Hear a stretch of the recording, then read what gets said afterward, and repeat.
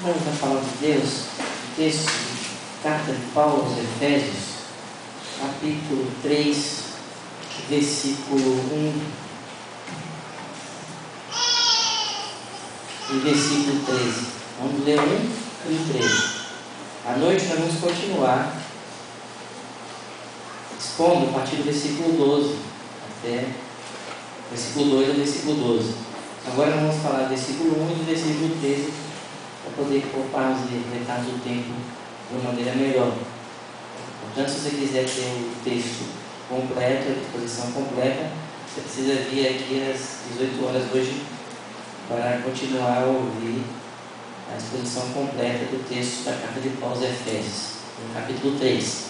Diz assim o texto para falar do Senhor. Primeiro, capítulo 3, versículo 1.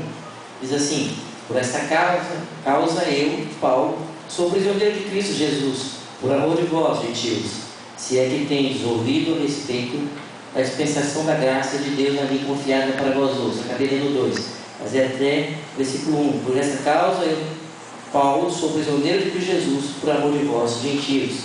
Versículo 13 diz assim: Portanto, vos peço que não desfaleçais nas minhas tribulações por vós, pois nisso está a vossa glória. Vamos orar ao nosso Deus. Deus bendito, Deus amado, te agradecemos por essa manhã. Oramos, ó Deus, buscando a tua face de misericórdia, de amor, para que o Senhor nos conceda, ó Deus, por intermédio do teu Espírito, entendimento de tua palavra. Que possamos, ó Deus, sair daqui cheios do poder do teu Espírito, por intermédio da ministração fiel da tua palavra. Para que nós oramos em nome do teu Filho amado Jesus Cristo. Amém. Meus queridos, nós estamos fazendo a exposição da carta de Paulo aos Efésios. Já estamos agora no capítulo 3. Nós vimos, no decorrer da exposição, o apóstolo Paulo escreve aquela igreja, a igreja em Éfeso. Existe uma discussão que nós já falamos mais ou menos. Algumas pessoas entendiam que essa carta era para ser uma carta circular, que depois acabou sendo destinada a Éfeso, mas a maioria muitos autores também concordam que a carta escrita é destinada à igreja que estava em Éfeso. E a igreja em Éfeso era uma igreja que foi fundada pelo apóstolo Paulo, que pregou em alguns lugares, não foi uma igreja fundada em sinagogas, como acontece nos lugares onde Paulo pregava, usava, na verdade, as sinagogas para pregar o Evangelho. Paulo ele vai pregar a igreja que estava em Éfeso através de irmãos, através de casas. Ele começa a pregar o Evangelho de uma maneira diferente, até porque ali naquele lugar, apesar de existir judeus, não existia ali ainda uma congregação judaica, segundo os historiadores daquela época. Paulo ele prega em Éfeso e Paulo entende que é uma importância muito grande dessa cidade, por ser uma cidade proeminente da época, uma cidade que estava em evidência, uma cidade que existia ali, a sétima maravilha do mundo. Vocês já me ouviram falar sobre isso, que era o templo à deusa Diana, a grande deusa de Éfeso, a Diana de Éfeso. É um povo então que adorava Diana, e as pessoas viviam muito daquele comércio de vender as relíquias e as estátuas. E ali então eles acabavam vivendo daquilo, tinha muita gente vivendo daquilo, e Paulo vai ter um problema lá em Éfeso. Ele começa a pregar o Evangelho, as pessoas abandonam essa cultura de adoração à imagem, e agora os artistas que estavam ali, que trabalhavam com isso, os vendedores, começaram a se queixar, e Paulo então é levado agora para uma grande discussão e levado para que ele responda o que está acontecendo, por que ele está fazendo aquilo, se ele realmente está pregando contra Diana de Éfeso, o que ele estava fazendo, esse grande tumulto que estava acontecendo. E ali nós podemos perceber que a pregação do Evangelho naquele lugar estava causando um prejuízo àquelas pessoas em termos financeiros, por conta daquelas pessoas que deixavam de adorar os ídolos, e isso incomodou muita gente ali em Éfeso. Éfeso vai ser uma igreja importante, vai ser citada em Apocalipse, nós já vimos, e o apóstolo Paulo, quando escreve a carta a Éfeso, em 62 a 64 depois de Cristo, ele estava provavelmente na sua prisão domiciliar. Alguns dizem que está lá em Atos 28, outros acreditam um pouco antes, que é a ideia de Paulo estar preso em Roma, e ele escreve essa igreja lá de Roma. Paulo escreve aos santos que estavam em Éfeso, aqueles que foram separados. Santo significa a palavra separado, foram separados por Cristo Jesus, são fiéis em Cristo Jesus, ou seja, são aqueles que estão firmes em Cristo Jesus. Então, primeiramente, ele adora a Deus por isso, porque Deus está fazendo uma obra maravilhosa na igreja. Depois ele ora para que Deus dê entendimento a essas pessoas daquilo que está acontecendo. Depois que Paulo faz isso, no capítulo 1, capítulo 2, Paulo vai falar sobre a graça de Deus que foi manifestada na igreja, de pessoas que estavam mortas e agora passam a ser vivas em Cristo Jesus. Paulo diz que todo mundo nasce nos seus delitos e pecados, e nós somos salvos pela graça, ou seja, o favor merecido, pela graça sois salvos, mediante a fé. Isso não vem de vós, é dom de Deus, não de obras, para que ninguém se glorie, pois somos feitura dele, criados em Cristo Jesus para as boas obras, as quais Deus de antemão preparou para que andássemos nelas. Isso está em capítulo 2, a partir do versículo 8. Paulo então agradece a Deus pela salvação imerecida. É Deus que nos salva, é Deus que nos redimiu, Deus nos salvou da escravidão, diz Paulo. Ele nos resgatou, nós éramos escravos, ele nos resgatou, houve a redenção, houve a remissão de pecado, ele nos purificou através de Cristo Jesus. E Paulo vai então escrever essa carta e trazer um tratado aqui maravilhoso de eclesiologia, ou seja, a doutrina da igreja. Paulo mostra como uma igreja ela é formada, e ele está trazendo que essa igreja é um corpo, e o cabeça desse corpo é Cristo. Não é nenhum homem, mas é Jesus Cristo, que é o cabeça dessa igreja. E quando Paulo começa a traçar essa ideia da essência, natureza da igreja, o apóstolo Paulo exalta a pessoa de Cristo e mostra também a obra maravilhosa do Espírito Santo de Deus. E o Espírito Santo que está aplicando essa obra redentora no coração de cada irmão que estava ali.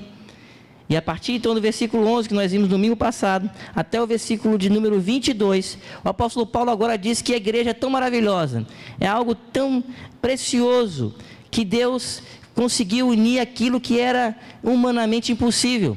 Duas coisas Deus fez. A primeira coisa que Deus fez foi unir o homem que estava em rebeldia contra Deus, que estava debaixo da ira de Deus, segundo o próprio texto de Efésios. Este homem que estava alheio às alianças contra Deus, Deus uniu em Cristo Jesus, trouxe esse homem para agora religar, verdadeiro religar, que as pessoas falam tanto aí, gostam de usar essa expressão. Verdadeiro religar é quando em Cristo Jesus nós somos religados a Deus. A única forma de chegarmos a Deus é através de Cristo, e Paulo fala sobre isso. E ele fala que aqueles gentios, aqueles homens que não eram judeus, foram religados por Deus. Eles eram alheios à aliança, estavam sem Deus no mundo, diz Paulo em Efésios capítulo 2. Estavam sem Deus no mundo, sem nenhuma esperança, estavam longe. Deus fez o quê? Deus aproximou essas pessoas. Aqueles que estavam longe agora foram aproximados em Cristo Jesus. Aqueles que estavam longe da aliança que foi proferida e pregada aos profetas e àqueles que estavam no Antigo Testamento, aos judeus, aqueles que estavam ouviram essa mensagem da aliança. Eles conheciam a aliança, mas tinham pessoas que não conheciam essa aliança e não participaram dessa aliança, que eram gentios. Aí o apóstolo Paulo diz: em Cristo Jesus nós estamos na mesma aliança, nós entramos em aliança com o Senhor. Nós que não matamos cordeiro, agora temos o cordeiro, que é Jesus Cristo, morto na cruz. Nós que não esperávamos o Messias, agora temos o Messias que veio, que é Jesus Cristo. E Paulo então mostra agora essa união entre o homem e Deus por intermédio de Jesus. Mas a segunda coisa que Paulo une, que humanamente também é impossível, são povos que se odeiam, principalmente o judeu, que odiava os gentios. A gente vê aí tanta briga aí da Palestina, para a briga de Israel. E a única forma que a gente pode entender de uma união verdadeira é a união em Jesus Cristo, por intermédio do ministério de Jesus Cristo. E aí Paulo diz: a barreira, o muro que nos separava agora foi quebrado em Cristo Jesus. Em Cristo Jesus nós estamos unidos a um só povo, um só corpo, porque por ele ambos temos acesso ao Pai em um Espírito.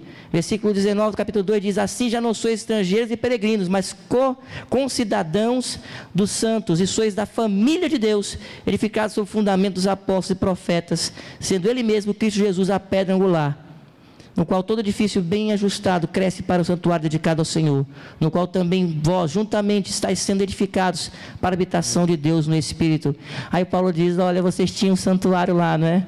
Os judeus têm o seu santuário, o Santo dos Santos. Agora nós somos o santuário de Deus. A igreja não é mais templo de pedra, nós somos o santuário de Deus. Que coisa linda que Paulo fala. Que maravilha que Paulo diz. Ele diz que agora não precisamos mais ser inimigos uns dos outros, inimigos do judeu e inimigos dos gentios. Não podemos mais ter essa inimizade, gentios e judeus, nós que somos gentios aqui hoje, porque nós temos por um só Espírito, o Espírito Santo de Deus, estamos unidos a um só corpo, e nós não somos mais de fora, de longe do pátio, aquele pátio que ficava separado dos gentios. Nós entramos agora na família de Deus, somos da família do Senhor, temos um só Pai que é Deus. Isso é a maravilha que Paulo está dizendo, que Deus está construindo a sua igreja, através da obra do Filho, aplicada pelo poderoso Espírito Santo do nosso Senhor. É o Espírito que faz tudo isso. E ele diz que tudo isso foi feito numa pedra diferente, um fundamento diferente. Ele usa uma linguagem de construtor para dizer: o fundamento não é mais um fundamento de engenharia, não, ou melhor, é a engenharia do Espírito, porque o fundamento é na doutrina dos apóstolos e na doutrina dos profetas. É esse fundamento. E a rocha é aquela que jamais vai quebrar. A rocha é Cristo. Ele é a rocha verdadeira, a verdadeira pedra onde Deus construiu a sua igreja. Posso falar sobre isso, meus irmãos? Nós vamos falar do versículo 1 e versículo 13.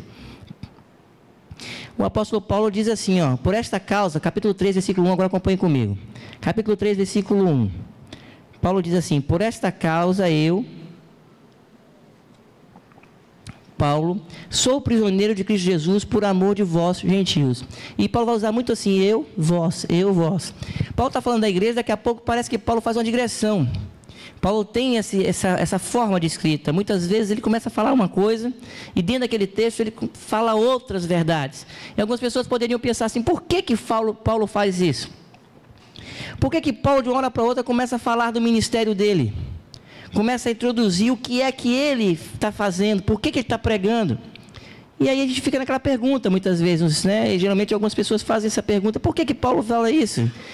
E vocês não precisam abrir não, mas em Filipenses ele fala também a mesma coisa. Em Colossenses, que é uma carta paralela a essa carta de Éfeso, que é muito parecida, diz assim: agora me regozijo nos meus sofrimentos por vós, e preencho o que resta das aflições de Cristo na minha carne, a favor do seu corpo, que é a igreja.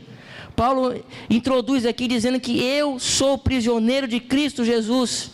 E aí no versículo 13, ele diz que não desfaleçai nas minhas tribulações.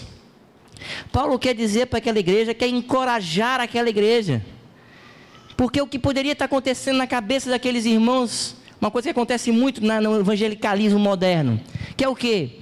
Se Jesus Cristo é o Senhor da igreja, se Deus realmente é aquele soberano Senhor que está agora reconstruindo a sua igreja, se Jesus Cristo tem todo o poder e toda a glória, por que então os seus filhos estão sofrendo?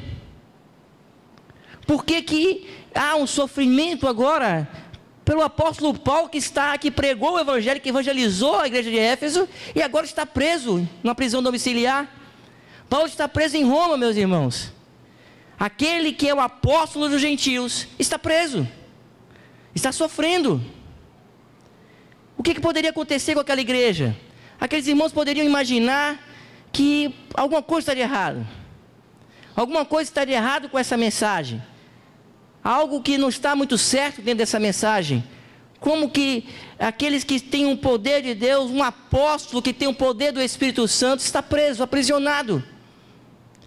E Paulo então explica isso no versículo 13, a gente vai depois voltar a ele. Diz assim: portanto vos peço que não desfaleçais nas minhas tribulações. Paulo quer encorajar aqueles irmãos. Ele não quer que aqueles irmãos olhem para a sua tribulação, para o seu sofrimento. Pelo contrário, olha o que ele diz: eu sou prisioneiro por amor de vós.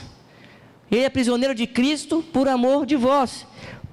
O que Paulo então quer mostrar aqui? Quando se prendeu Paulo, meus irmãos, qual era a acusação de Paulo? Nenhuma. O que eles tinham contra Paulo? Nada. O que está acontecendo é que Paulo começou a pregar uma coisa que incomodou alguns judeus. Incomodou a alguns judeus. Paulo estava incomodando aqueles judeus, estava incomodando aqueles fariseus. Qual era o incômodo da mensagem? A mensagem não era uma nova mensagem. Não era uma mensagem que as pessoas não conheciam em relação, por exemplo, aos gentios. Desde Abraão, em Gênesis capítulo 12, versículo 1 a 3, diz assim, que em ti serão benditas todas as famílias da terra. O povo judeu seria um canal de bênção em Abraão, seria um canal de bênção para todas as nações da terra. Então qual é a novidade da mensagem de Paulo? Qual é a novidade dessa mensagem? A novidade é que os judeus se colocavam como aquele que era um canal de bênção, que eram aqueles que receberam a mensagem de Deus, mas eles não entendiam aquilo que Deus estava fazendo por intermédio do Espírito Santo, por intermédio de Jesus Cristo, que era o quê? Unir os judeus aos gentios em uma só igreja. Esse é o grande mistério que Paulo vai revelar aqui. Deus está construindo uma igreja onde gentio e judeu não tem diferença. E foi por isso que Paulo foi preso. Se vocês se lembrarem, em Atos, Paulo ele entra lá no templo com um convertido lá, um gentil, e ele agora, há um grande tumulto ali, porque Paulo levou um gentil para um lugar que ele não poderia entrar, e as pessoas querem ali prender Paulo, querem acusar Paulo por conta disso. Paulo está pregando aos gentios, e dizendo que os gentios não têm mais diferença em relação ao judeu, que Deus está construindo a sua igreja. Veja que coisa, que mensagem poderosa de Paulo. Paulo está dizendo que aquele templo lá, que foi destruído depois dos anos 70, esse templo não pode comportar a glória de Deus. Não é isso que Deus fala? Que ele não habita em templos feitos por mãos humanas. Ele não pode comportar a glória de Deus. Os judeus estavam pensando em templo, onde Deus está, onde eu devo adorar. Os samaritanos perguntavam. E Paulo está dizendo, Ele agora habita em vós. Ele agora está transformando pessoas em templo do Espírito Santo. Mais ainda, Ele está transformando gentios que eram considerados impuros em templos do Espírito. Isso chocou os judeus. Isso é uma mensagem que levou Paulo à prisão. Por isso que Paulo fala, eu não sou prisioneiro de Nero. Eu não sou prisioneiro de Pilatos. Eu não sou prisioneiro de nenhum governante. Eu não sou prisioneiro de nenhum homem, de nenhum soldado, de nenhum exército. Eu sou prisioneiro de Cristo. De Cristo. Paulo então mostra que a verdadeira prisão dele, ele estava preso por causa de Cristo Jesus. Por isso que ele é prisioneiro de Cristo. Ele estava preso literalmente. E ele está preso porque ele está pregando Cristo crucificado. Escândalo para os judeus, loucura para os gentios. Paulo está pregando Cristo. Isso fez com que ele fosse levado à prisão, que ele fosse aprisionado.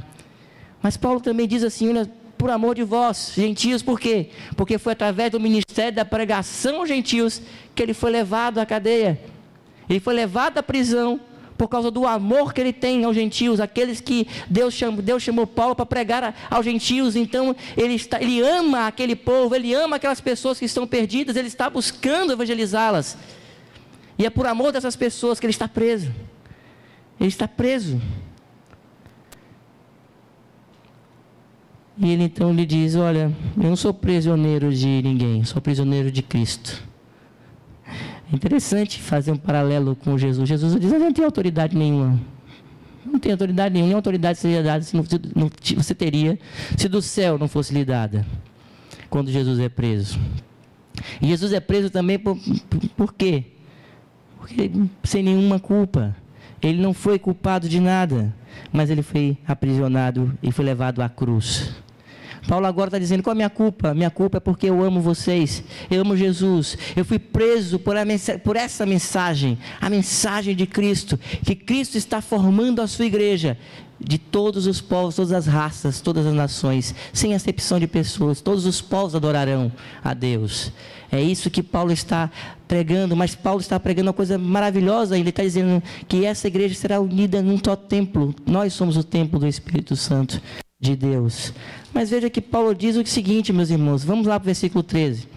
Portanto vos peço que não desfaleçais nas minhas tribulações por vós, pois nisso está o quê? A vossa glória. Como que teria glória para aqueles irmãos na prisão de Paulo? Mas aqui vem a mensagem do cristianismo, uma mensagem maravilhosa do cristianismo. Jesus diz que nós também temos que, não é só as alegrias da salvação, mas tem os sofrimentos que vêm da salvação. Também importa que nos gloriemos em padecer em Cristo. Os apóstolos, quando foram presos em Atos, João, Pedro, foram presos e foram açoitados, eles começaram a glorificar a Deus, saíram da prisão e disseram que começaram a glorificar a Deus, porque foi importante para eles serem açoitados pelo nome de Jesus. O apóstolo Pedro disse que a gente não deve ser acusado de nenhuma coisa ilícita, mas quando nós sofremos por amor de Jesus, a gente deve se alegrar. A gente não deve estranhar o fogo ardente que cai sobre nós, que é para nos provar, que é nos testar.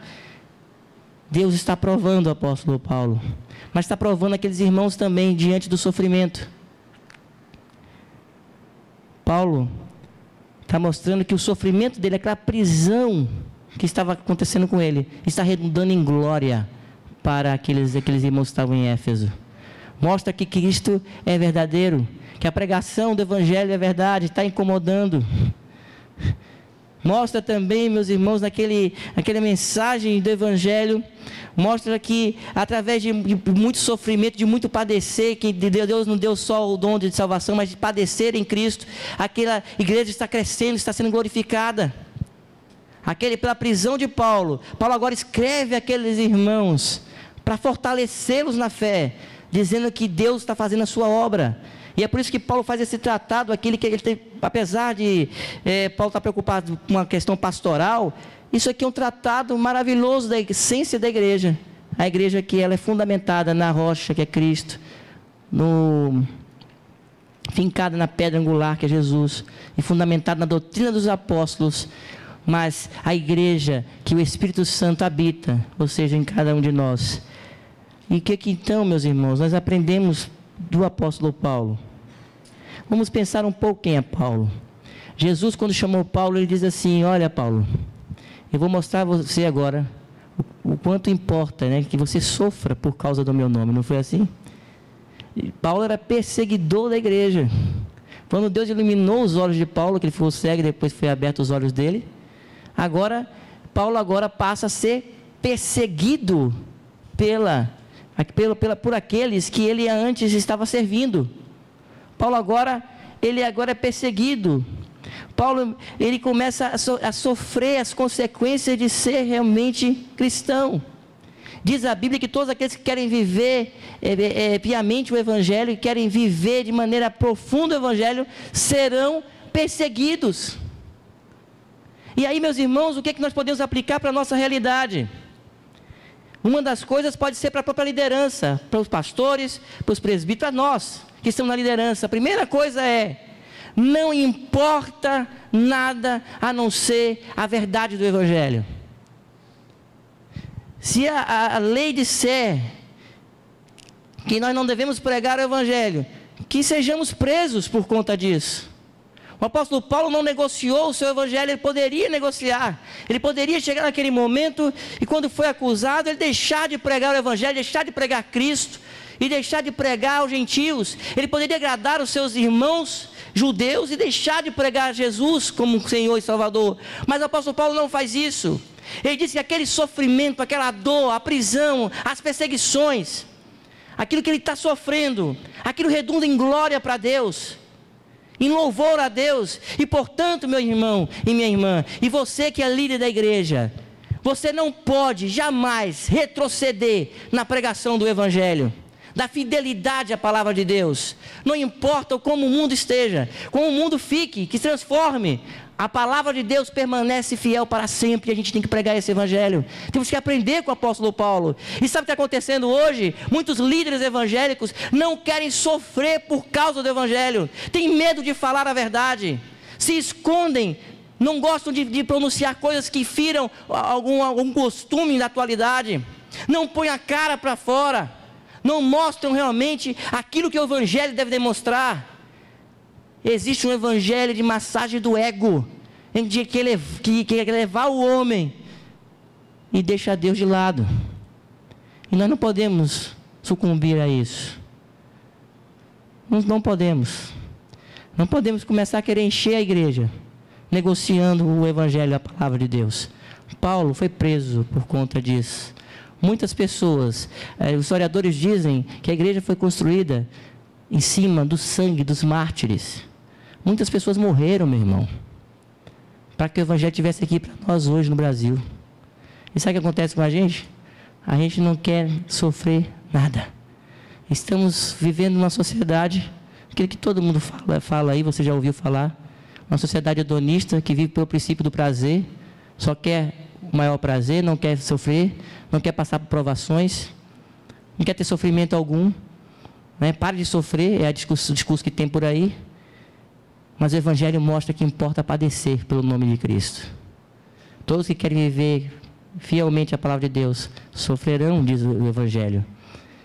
Padecerão, porque serão perseguidos. A sua perseguição não é a prisão em Roma, não. Sabe qual vai ser a perseguição aos líderes? É você que está aqui nessa manhã.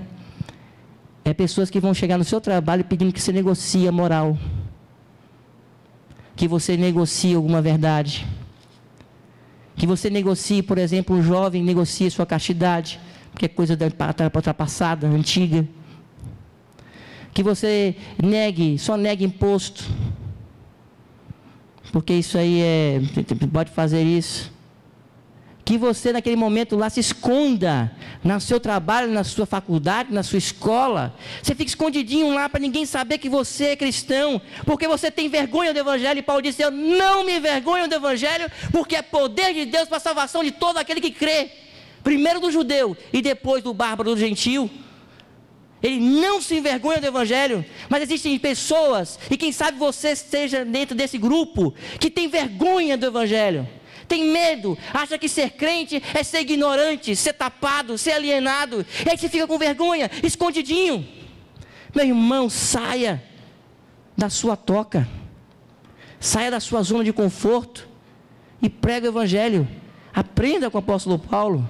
Vamos seguir o exemplo deste homem de Deus, que não usou a sua vida como importante, não achou que sua vida era importante. Ele disse que para mim, olha, o morrer é lucro, o viver é Cristo e morrer é lucro. Ele considerou tudo refúgio, lixo, em comparação à sublimidade de seguir a Jesus Cristo. Você consegue fazer isso?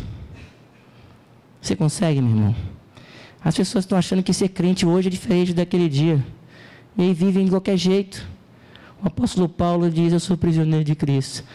Quem dera nós fôssemos prisioneiros de Jesus Cristo, no sentido de estarmos aprisionados a esse amado Senhor Jesus. Quem dera que pudéssemos falar isso. Não estou querendo que ninguém fique preso aqui de cadeias, mas que nós fôssemos presos na liberdade de servir ao nosso Senhor Jesus. Que coisa maravilhosa seria. Para você que está aqui hoje, nessa manhã, você tem que entender também que os seus sofrimentos, se for por causa do evangelho, é um sofrimento bem-vindo.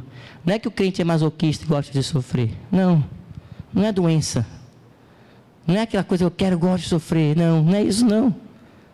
É que quando você está sofrendo no seu trabalho, porque você está sendo perseguido, porque você é crente, você não recebe uma promoção porque você é crente, porque você é fiel, porque você quer só falar a verdade, porque você não mente para as pessoas, porque você não engana ninguém, porque você não trapaceia, porque você não cola na sua prova, você não dá cola para ninguém, não dá pesca, né? Que é pesca aqui em Salvador, né? Pesca. Porque você é uma pessoa correta diante de Deus, e você começa a ser perseguido. Você não pode falar o nome de Jesus. Quando você fala o nome de Jesus, as pessoas começam a ridicularizá-lo. Quando você sofre por isso, você diz glória ao Senhor, porque isso mostra que eu realmente estou servindo a Deus, mostra que eu estou sendo fiel a Deus, porque eu estou incomodando. O pior crente é aquele que não incomoda ninguém, aquele que fica ali escondidinho. A sua presença não faz diferença nenhuma. Tem uma roda lá de escarnecedores, de pessoas fazendo piadinhas de segunda, com aquelas piadas de segunda intenção e etc. E está lá o crente lá no meio, ninguém fica com medo. É interessante que algum tempo atrás era assim, a pessoa ia falar um palavrão, vai ver que está um crente no meio, ficava com medo de falar, preocupado. Ah não, fulano, desculpa aqui, né? Agora não, os crentes são todos iguais. As pessoas não têm mais noção nenhuma do que é ser crente, do que é ser cristão. que nós possamos aprender com o testemunho do apóstolo Paulo. Aquilo que o apóstolo Paulo falou. Ele estava prisioneiro por amor aos gentios. Uma outra coisa que a gente precisa ter, meus irmãos. Primeiro, então, a liderança, a fidelidade à sua palavra, como Paulo, a despeito de sua própria vida. Segundo, que os nossos sofrimentos, você pode estar sofrendo aí, meu irmão. A vida não é uma vida que Deus prometeu que ser fácil aqui. Nós vamos passar por aflições e por sofrimentos. Mas que esse sofrimento seja para a glória de Deus. O apóstolo Paulo em nenhum momento resmungou. Vocês viram aqui resmungando? Em nenhum momento ele vai resmungar. Em nenhum momento ele vai murmurar. Ele vai constatar. Ele vai dizer, eu estou sofrendo, mas eu estou tranquilo no meu Senhor. Eu estou firme no meu Senhor. E estou esperando que esse mundo passe. E que Jesus volte. E que Maranata venha o Senhor Jesus. Isso foi a atitude de Paulo. Essa deve ser a sua atitude também. Diante dos sofrimentos. Entender que eles virão. Mas não ficar tentando resmungar. Não. Você tem que glorificar a Deus através disso. E dizer, Senhor, eis-me aqui. Estou aqui para te servir. Servir com fidelidade. Mas tem uma terceira coisa e última aqui. Para nós terminarmos essa mensagem parcial nessa manhã. Que é, Paulo diz assim, que ele faz tudo isso por amor de vós, gentios. Você está preparado, como o apóstolo Paulo, a sofrer as consequências nas perseguições, quem sabe, por causa do amor àquelas pessoas que não são cristãs? Paulo tinha um amor muito grande, tanto aos judeus, que ele disse que quer que risque o nome dele lá, ele quer ser maldito para que os seus irmãos não se percam, como também amor aos gentios. Sabe por que muitas vezes nós não evangelizamos as pessoas? Porque nós não as amamos. Nós não temos mais amor ao próximo. Nós não temos amor ao próximo. Amar a Deus sobre todas as coisas e ao próximo como a ti mesmo é o mandamento. Jesus resume, esses são os principais. Se resume toda a lei e os profetas, nós lemos nessa manhã. Mas as pessoas não amam mais as outras. E Paulo amava a ponto de estar pronto para ser preso, ser aprisionado por amor daqueles irmãos. E possamos também estar prontos para tudo. Sofremos a consequência de sermos considerados filhos de Deus. E quem sabe você hoje possa ser libertado da escravidão do pecado e aprisionado à liberdade de Cristo. Esse é o meu desejo para você também que veio nessa manhã aqui e ouviu o Evangelho. Que o Evangelho do nosso Senhor e Salvador Jesus Cristo, por intermédio do Espírito Santo que está formando a sua igreja, ilumine o vosso coração e lhe dê o entendimento da sua palavra. E você saia daqui dizendo, eu estava aprisionado na escravidão do pecado. Agora estou aprisionado na liberdade de servir a Jesus Cristo. Que Deus nos abençoe.